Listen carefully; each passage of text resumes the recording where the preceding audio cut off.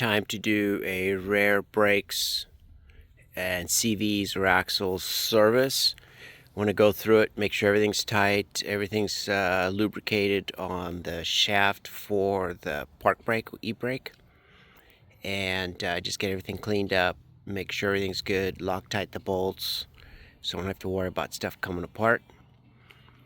So this is a rev truck with the Willwood brake system and a remote calipers. I've already started some of the work.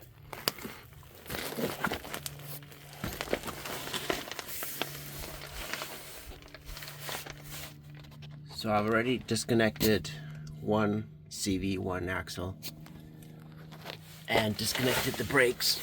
So I have the standard fasteners, bolts to the CVs. And so to get to the rotors, to get them off, you have to take the calipers off and remove everything. So to do the brake job on these, I got the pads here and the pin.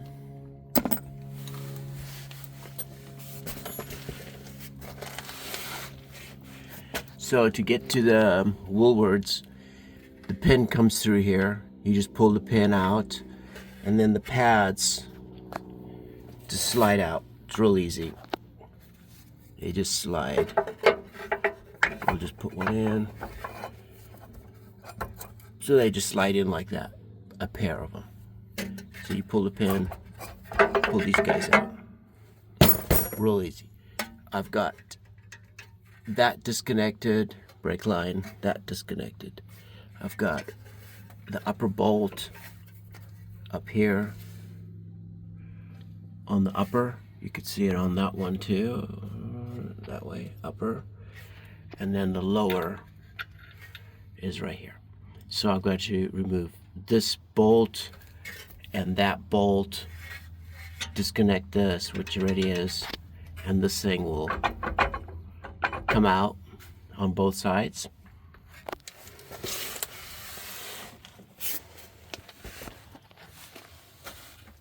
We'll get this out of the way and try and not get dripping out the face. Okay, hope you guys didn't get dizzy while I was moving around.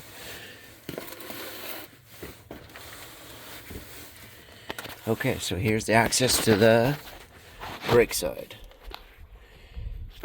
So once I remove the caliper, I have an upper caliper, and then this all comes apart. Then there's 3 bolts on this side that attach the diff to the chassis further above, and we'll get access to that.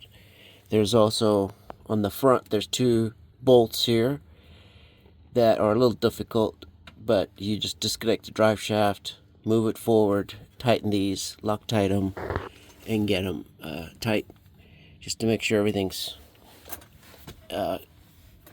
in good shape. So the handbrake caliper is right up in here, so it's hard to access. And you can see there's a shaft up here. This shaft needs to be lubricated with high temp grease, brake grease, not just regular grease. And there's an access on the upper side to simplify this. So the next step is to get in the Humvee and remove those access plates. Okay, so time to look at these parking brakes, or e-brakes.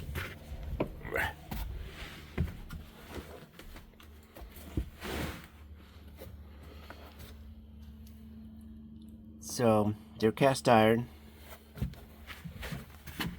You can see the cable.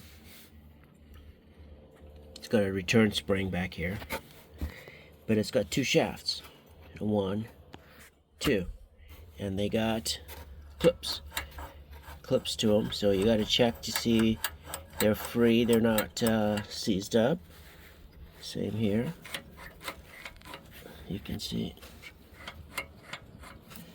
So to remove these, you just pull the pin, both sides, slide the shaft inward, slide them both inward, and you just pick up the caliper.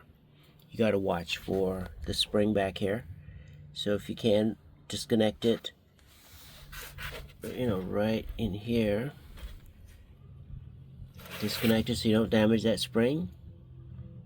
And you just pull the calipers up out of the way so you can remove the rotors, check your pads for wear.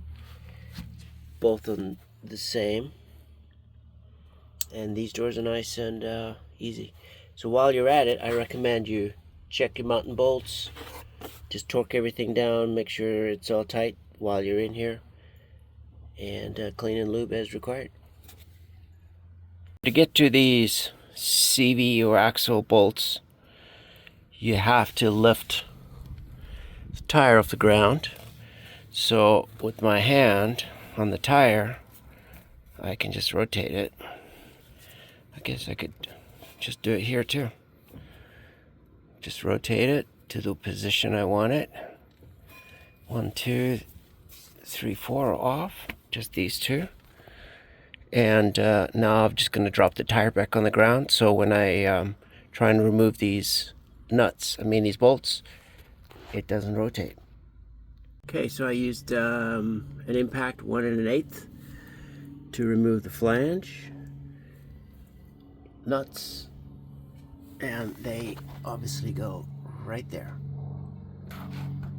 So you just impact it, you just pull it out, and I put new seals and get going on it. I'm going to remove all these bolts one at a time and Loctite them and put them back on. Now that I've got this nut on, I put a little RTV gasket maker underneath it just to help the orange rubber washer or whatever it is so it doesn't leak. So for me to torque these nuts, I first use an impact just to get it close, and then I will just use the the bolt that's on the axles CVs, and I'll just put one in and it'll bottom up against the nut, so that way I can control this. And I'm just going to show you with the regular wrench. You put a socket on it and then you just tighten it, and obviously when you get it pretty tight, then you get your torque wrench and you torque it. Okay, so it's time to put the handbrake, e-brake calipers back on, and they're just gonna slide. Got the new pin, and they basically slide on this shaft.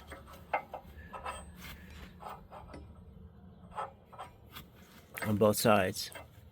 And it's actually going to be this way because the pin is locked right in here. So this caliper just comes down. It's got the spring on the back.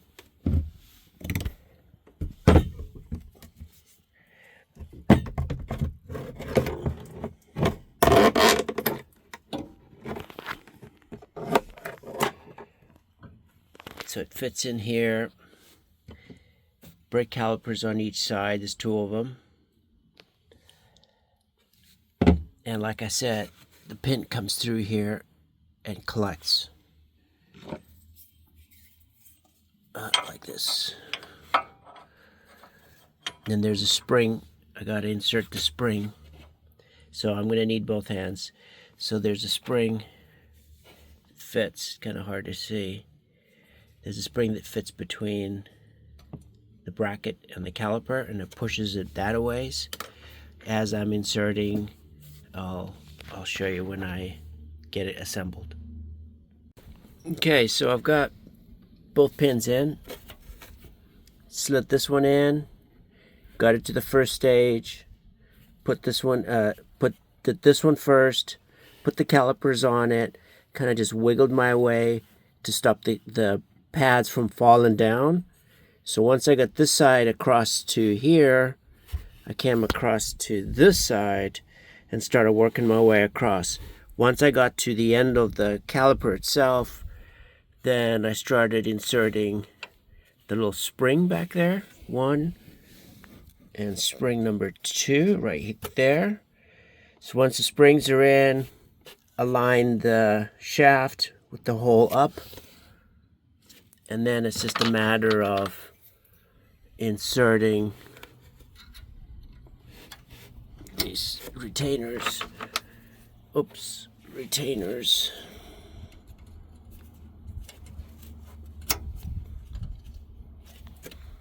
And that's it. Right side done. So left side, same thing. Insert the pin.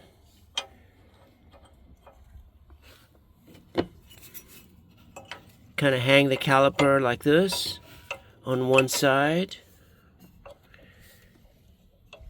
And then I've got bolts on the rotor so they don't fall. And then you just set the second one in and you just work your way across. So this thing will work across, and then you just hang them. It just hangs on this little hook. A little difficult to do it with one hand, so see you in a minute.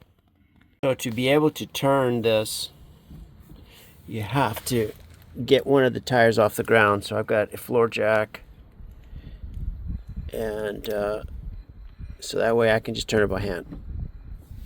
So everything's loose, and that way I can wobble and wiggle all the bolts in. And once they're all in, then I'll gradually tighten them and just rotate and keep tightening. So to be able to tighten these axle bolts, I've just got a pick, or you could do a large screwdriver, and it's in the rotor, and then I just got a ratchet, and I just start tightening, go round and round and tighten. And I'll probably go 4 or 5 times, little by little at a time, and get it cinched up pretty good. Then I'll bust out the torque wrench and get it torqued. So on these rotors, I use header paint, and so I'll just put the header paint on it just to last a little longer, and then I'll take it and get it turned down, get it all cleaned up. So I've done this quite a bit, and it lasts a long time, years. It'll hold out to the heat. Okay, so I'm done with all the nuts. I mean, rather bolts.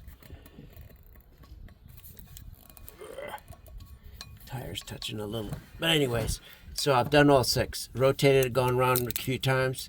I've got these yellow marker pens. And what I do is I just mark. Now that it's torque, I'll just mark the yellow, mark the yellow onto the black. That way I can clearly see it in the future. If anything's moving, I can see it. I may upgrade to the aftermarket ones where they've got locking washers on them.